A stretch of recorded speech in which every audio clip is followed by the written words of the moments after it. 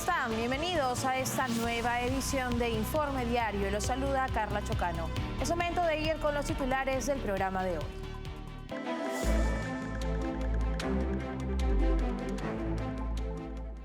El secretario de Estado de Estados Unidos, Antony Blinken, reafirmó el apoyo de Washington a un gobierno sirio elegido de forma transparente y que cumpla con las normas internacionales.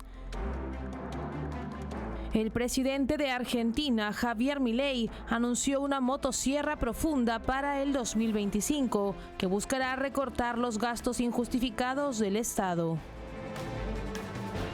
Mohamed al-Bashir fue nombrado primer ministro interino de Siria tras el derrocamiento de Bashar al-Assad, liderando la transición hasta marzo del 2025.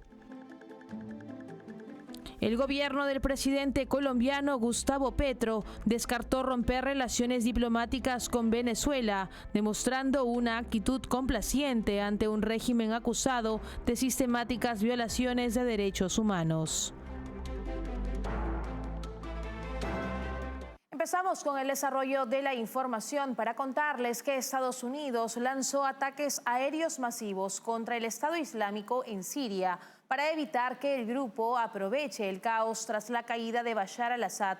Aviones B-52 y F-15 destruyeron 75 objetivos, incluidos campamentos y arsenales. Aunque debilitado desde el 2019, el Estado Islámico mantiene miles de combatientes. La administración Biden descartó intervenir directamente en la guerra civil, pero busca contener grupos terroristas respaldados por Irán. El futuro político de Siria permanece incierto bajo vigilancia internacional. Estados Unidos lanzó ataques aéreos masivos contra el grupo terrorista Estado Islámico en Siria, buscando impedir que el grupo aproveche el vacío de poder tras la caída del régimen de Bashar al-Assad. El Pentágono informó que estas acciones apuntan a evitar que los terroristas recuperen fuerzas y controlen amplias zonas del país, especialmente en medio del caos político actual. El domingo, bombarderos B-52, aviones A-10 y F-15 atacaron 75 objetivos del Estado Islámico en el desierto sirio, destruyendo campamentos y arsenales. Aunque el grupo ha sido debilitado desde la caída de su califato en el 2019, sigue contando con miles de combatientes, muchos detenidos en instalaciones controladas por fuerzas kurdas. La preocupación internacional aumenta ante la posibilidad de que estos detenidos sean liberados, incrementando el riesgo de ataques terroristas en Europa y la región. A pesar de la ofensiva, la administración Biden ha reiterado que no intervendrá directamente en la guerra civil siria ni en la transición política tras al-Assad. Sin embargo, Estados Unidos y sus aliados mantienen intereses estratégicos en Siria, incluyendo la contención de grupos respaldados por Irán y la neutralización de células terroristas. El futuro político del país es incierto. La oposición liderada por Hayat Tahrir al-Sham, un grupo previamente vinculado a Al-Qaeda, promete un gobierno más inclusivo, pero sigue siendo considerada una organización terrorista por Estados Unidos y la ONU. Washington observa con cautela, mientras se evalúa las implicaciones de este nuevo capítulo en Siria. Y Mohamed al-Bashir fue nombrado primer ministro interino de Siria tras el derrocamiento de Bashar al-Assad, liderando la transición hasta marzo del 2025. Su gobierno prioriza normalizar el país, disolver autoridades de seguridad vinculadas al régimen y anular leyes represivas. Al-Bashir, ex líder del gobierno de salvación asociado con Hayat Tahrir al-Sham, jugó un rol clave en la ofensiva que acabó con 24 años de dictadura. Su liderazgo será decisivo para estabilizar y democratizar Siria. Mohamed al-Bashir fue nombrado primer ministro en funciones de Siria, encargado de liderar la transición hasta marzo del 2025, según informó la televisión estatal Ahora, bajo control de las fuerzas que derrocaron al régimen de Bashar al-Assad. La prioridad de este gobierno es normalizar el país y gestionar los asuntos más urgentes durante esta etapa inicial. El Consejo de Ministros, con la presencia del anterior primer ministro, Mohamed Ghazzi al-Jalali, formalizó el traspaso de poderes al nuevo gabinete. Este gobierno provisional estará en funciones hasta que se inicie un proceso constitucional que defina la estructura política de Siria tras la caída del régimen. Entre las medidas prioritarias de esta administración transitoria se incluye la disolución de las autoridades de seguridad vinculadas al régimen de Al-Assad y la anulación de las leyes antiterroristas que eran utilizadas para reprimir. Sin embargo, aún no se han detallado los pasos específicos que se seguirán para garantizar la estabilidad en el país. Al-Bashir, quien previamente lideró el gobierno de salvación en las zonas rebeldes del noroeste de Siria, ha sido una figura clave en la ofensiva que derrocó a Bashar al-Assad tras 24 años en el poder. Este gobierno de salvación está relacionado con el grupo islamista Hayat Tahrir al-Sham, que desempeñó un papel central en la ofensiva de 12 días que forzó la huida de al-Assad. El conflicto sirio, que había permanecido estancado en los últimos años, experimentó un giro drástico con esta ofensiva rebelde, marcando el inicio de una nueva etapa en la reconstrucción política del país. Ahora, el liderazgo de al-Bashir y su equipo será crucial para estabilizar Siria y establecer las bases de una transición democrática. Y por su parte, Antony Blinken, secretario de Estado de Estados Unidos, reafirmó el apoyo de Washington a un gobierno sirio elegido de forma transparente y que cumpla con las normas internacionales. Destacó que este respaldo dependerá de la creación de una gobernanza inclusiva capaz de proteger los derechos de las minorías y garantizar la seguridad regional. La situación en Siria, tras la caída del régimen de Bashar al-Assad, enfrenta a desafíos de fragmentación y poder, lo que podría comprometer la estabilidad del país. El secretario de Estado de Estados Unidos, Antony Blinken, expresó este martes el respaldo de Washington a un gobierno sirio que sea electo de manera transparente y que cumpla con las normas internacionales. Blinken subrayó que este apoyo dependerá de que se establezca una gobernanza creíble, inclusiva y no sectaria, capaz de respetar los derechos de las minorías, facilitar la asistencia humanitaria y garantizar que Siria no sea un refugio para el terrorismo ni una amenaza para la región. El pueblo sirio decidirá el futuro de Siria. Todas las naciones deben comprometerse a apoyar un proceso inclusivo y transparente y abstenerse de toda interferencia externa, afirmó Blinken. El futuro de Siria atraviesa una encrucijada política y social tras la caída del régimen de Bashar al-Assad, considerada por Estados Unidos como una victoria significativa para el pueblo sirio y una derrota estratégica para Rusia e Irán, aliados del derrocado mandatario. Sin embargo, la transición política liderada por el grupo islamista Hayat Tahrir al-Sham ha generado inquietud en la Casa Blanca y la comunidad internacional. La lucha de poder entre facciones rebeldes plantea riesgos de fragmentación o el resurgimiento del Estado Islámico. Este domingo, el Consejo de Ministros nombró a Mohamed al-Bashir como primer ministro en funciones, quien dirigirá la transición hasta el 1 de marzo. Estados Unidos advirtió que sustituir a un tirano por otro sería una oportunidad histórica perdida. El desafío inmediato para Siria será garantizar una transición estable que evite la división del país y promueva la reconstrucción social y política en un contexto profundamente fracturado.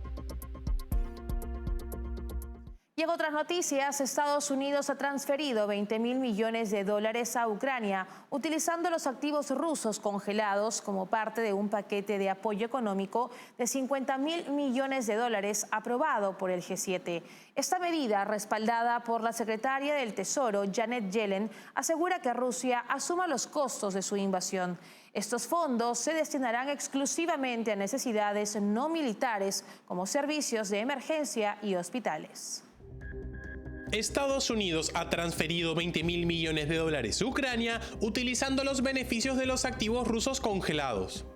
Esta suma representa una parte clave de un paquete de $50.000 millones acordado por los países del G7 en junio, destinado a respaldar la economía ucraniana. La secretaria del Tesoro, Janet Yellen, destacó que esta medida garantiza que Rusia asuma los costos de su guerra ilegal en lugar de los contribuyentes estadounidenses. Los fondos se han canalizado a través de un fondo del Banco Mundial que asegura que el dinero se destine exclusivamente a fines no militares, como servicios de emergencia y hospitales. Esta transferencia se realiza a pocas semanas de que el presidente Joe Biden deje el cargo, siendo reemplazado por Donald Trump, quien ha cuestionado el apoyo financiero a Ucrania, calificándolo como un gasto excesivo para Estados Unidos. Trump ha prometido buscar una solución rápida al conflicto cuando asuma la presidencia. Desde el 2022, Estados Unidos y sus aliados han debatido cómo usar los aproximadamente 325.000 millones de dólares en activos rusos congelados. El G7 acordó en octubre que los intereses generados por estos activos, unos 3.000 millones de dólares anuales, se destinarán a un préstamo de 50.000 millones de dólares para Ucrania a lo largo de 30 años.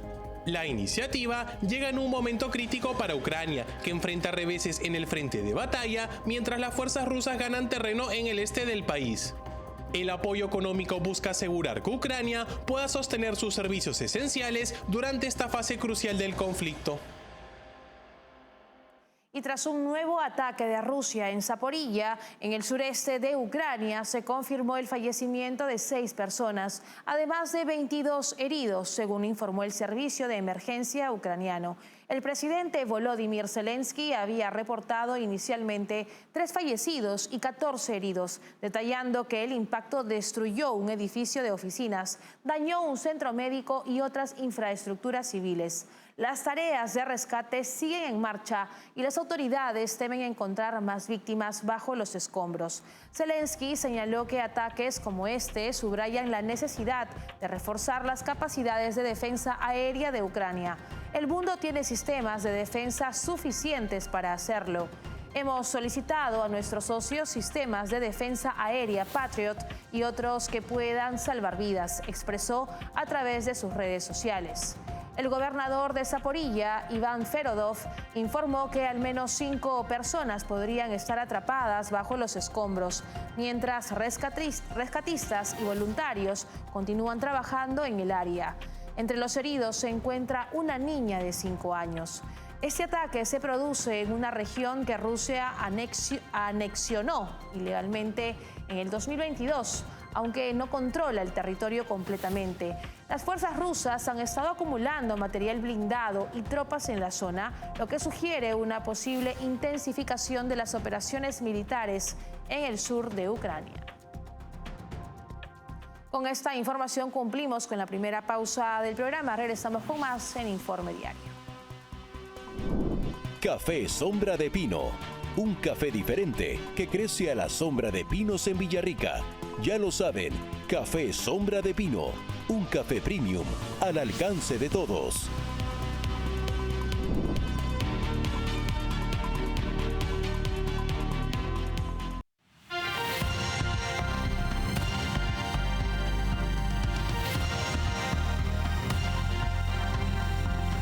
Estamos de regreso en Informe Diario. El gobierno colombiano, liderado por Gustavo Petro, reafirmó su política de buena vecindad con Venezuela, pese al fraude electoral perpetrado por la dictadura de Nicolás Maduro.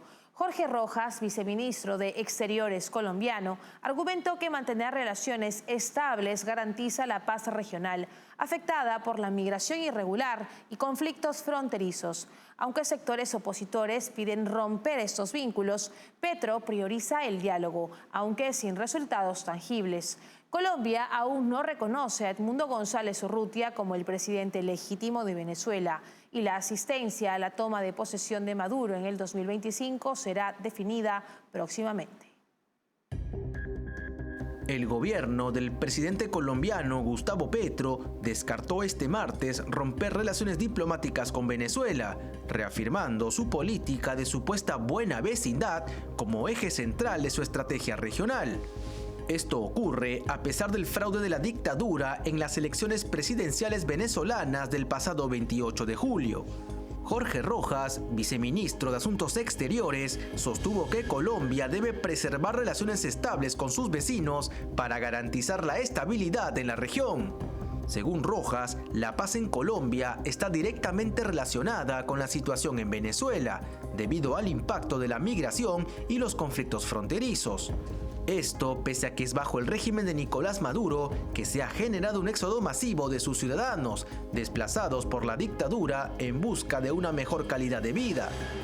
Aunque sectores de la oposición han solicitado romper relaciones con el régimen de Nicolás Maduro, el gobierno de Gustavo Petro, de izquierda y parte del bloque del socialismo del siglo XXI, sostuvo que esta medida dificultaría mantener canales de comunicación con Venezuela.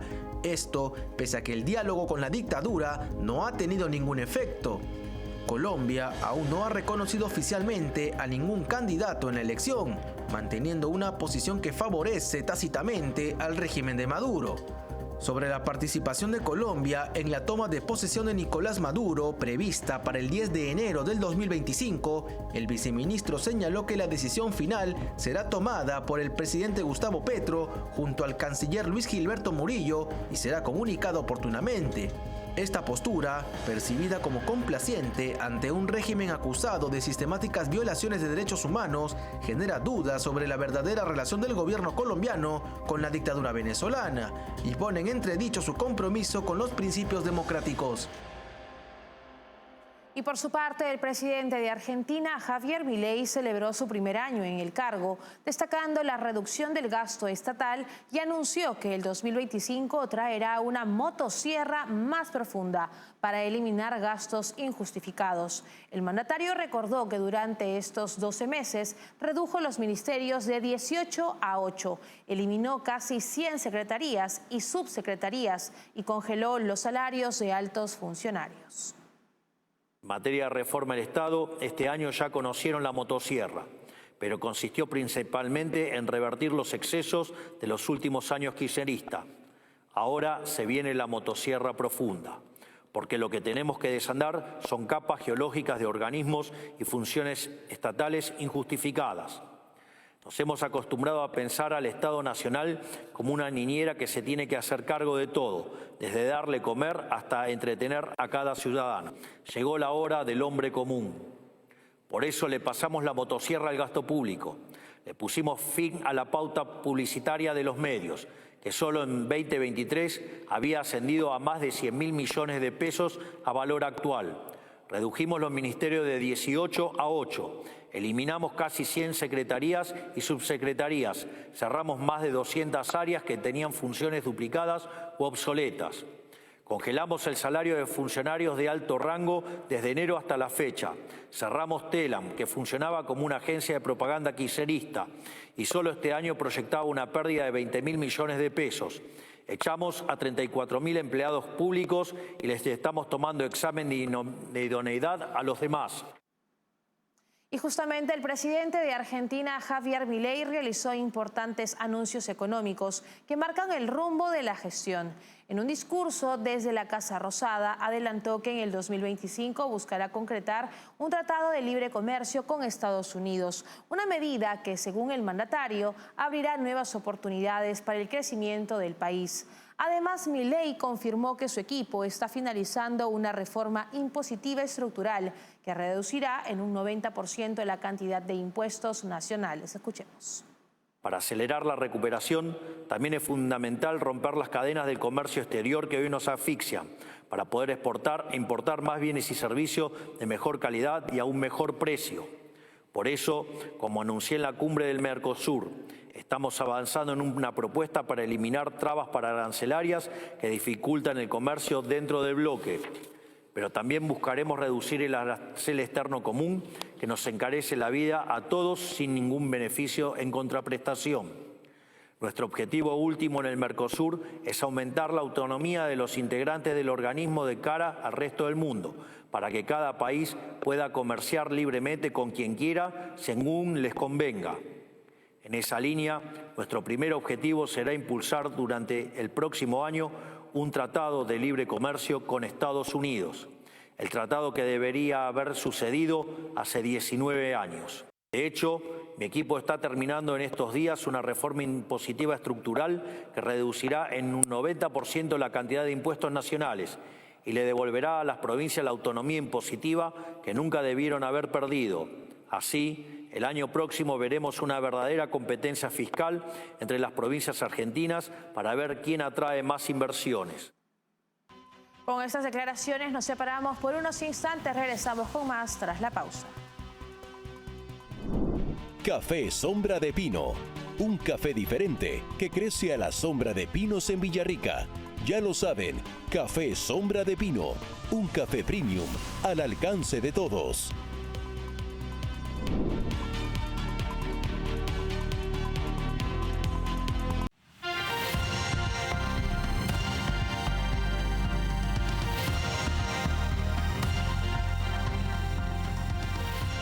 Y ahora les contamos que este miércoles la policía surcoreana allanó la oficina presidencial.